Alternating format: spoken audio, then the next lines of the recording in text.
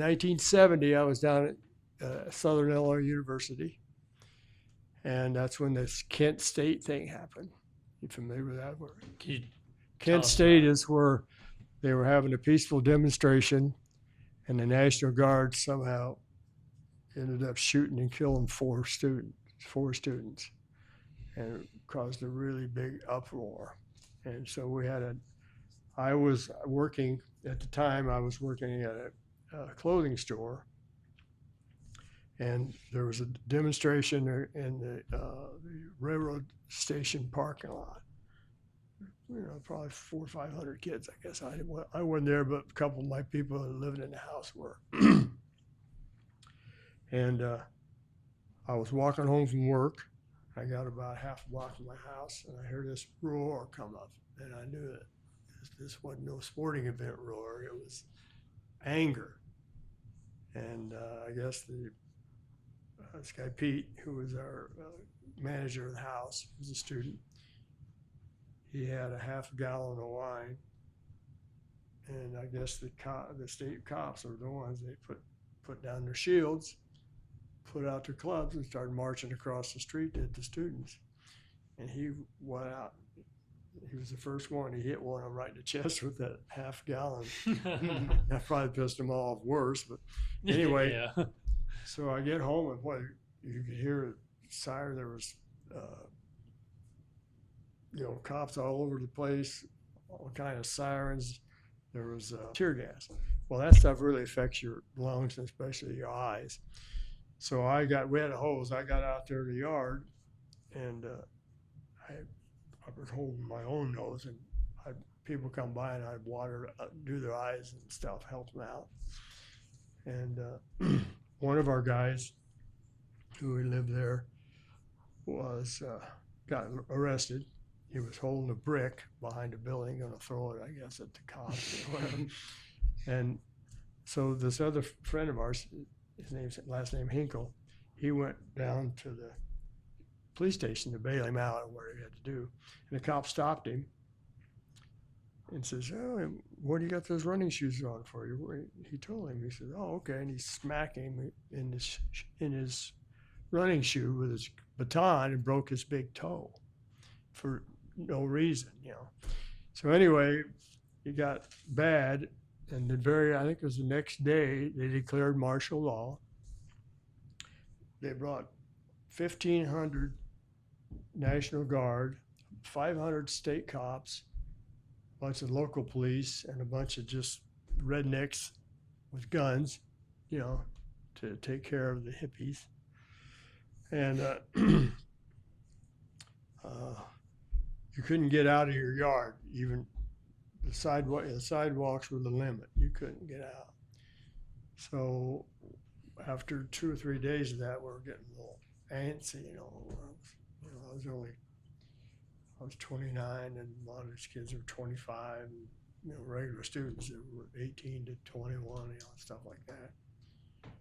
And so what they do, the state cops would get 8 cars in a little row, and they travel in like a little train, real slow, like 5 miles an hour around all the neighborhoods, and just making themselves. And they were actually probably travel that many just because the people were throwing rocks at them and stuff like that. So one day, this one guy who lived downstairs had this 55 or 6 Ford, and he had painted it with a big old American flag and stuff. And so we got tired of sitting there, and it was on the other side of the sidewalk. So about 5 of us are out there tom-tomming on it, like trying to play, just beating beats. Yeah. And pretty soon, about 2 blocks down, somebody says, "Oh, here comes state cops." So everybody run inside. Except it was real warm, hot too. It was in May, and all I had on was shorts, no shirt, no shoes. And there was another couple, a guy and a girl, sitting up there on the porch, and I was sitting down on the steps.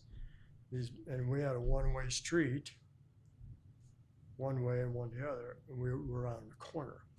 So what they did, they pulled 4 state cop cars this way, and left 4 right in front. Well, the very bad last cop car the guy had taken and made a little sign and rolled it up so it held the window, held it up, and it said, "Pigs are pretty." Back then, you call them pigs a lot of times. So we sat there for about a half hour. They didn't even look at us. Finally, I said, "What the hell?" I just walked out there and knocked on that one that said, "Pigs are pretty." And this young state cop, I was probably older than he was, turned around, "Oh, you're under arrest," and slammed me against the trunk. Meanwhile, the front was a sergeant. He come walking around. "What's the problem?" And I stood up for myself. I didn't get too antagonistic, but I was firm. I says, "Look," says, I'm the manager of this house," which was a lie. But I said, "I'm manager of this house. You guys been sitting there for 30 minutes. What's going on here?" And the guy says, "Well, get back up on the yard and don't come out." He says, we're under martial law and you can't be out past your sidewalk." So that's the way it's going on. And then so after that, I went back. I was living in Canton, and I went back to Canton, and I got the Peoria Journal-Star, which is the #1 newspaper. It still is. I figured there'd be a big deal with 2,000 plus people, armed forces down there, and stuff. They had helicopters. They had one tank. I'm not lying. They had a tank and helicopters flying over the ones that they were using in Vietnam. Them kind of had machine guns and shit. So I went back and I got the first thing I did, get Journal-Star to look up and see what was going on. And I found out what fascism really is. About third page back, there was a 2-sentence thing by either AP or UP, United Press or American Press, whatever. It said, "Annual spring riots are held under control by 200 state police." Didn't say a word about 1,500 National Guard or any of that or stuff. martial law or any of that. No, it was like it didn't exist. And I'm sure that's what they were told to do. Well, and that's one of the scary things, at least that we're witnessing now with media. I mean, that's the same thing that you're right. Media is kind of the core manipulator of the truth, I guess, is probably the best way of saying that. And it's very curious, especially now. I talk to a lot of people, at least my age, even people who are, I don't know, not that much older than me, millennials, if you will. All the information they're reading is on a media platform of some sort. Very rarely is it from a newspaper. Right. Social media, at least for our generation, Instagram, Facebook, Snapchat, TikTok, all of it is a very one-sided or controlled, propaganda. And it's really fascinating because it's just overloaded. I think it's like there's so much information out there. There's so many different narratives, and it's really difficult for critical thinking or personal thought to be said. And I think that no matter what it is, I'm not sure if you're familiar with memes. They're like little joking videos, or it's a form of media, but they all seem to have a tie back to a political party, a political background, a political narrative, political opinion, some sort. And I think that it's especially difficult for younger individuals to have a more clear-minded vision on what's actually going on.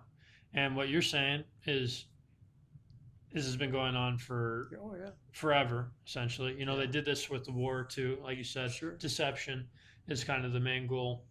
And what do you think the best thing is for someone like to go get the truth? I mean, at some point, going and like almost putting yourself in harm's way to really see the truth is one of the realest ways of actually seeing the truth. Well, the only way to actually see the truth is be there when it's happening. Yeah. If you get stuff word of mouth, it can be manipulated, like we're all talking about. Mm-hmm. And people in power find ways to manipulate it to their favor.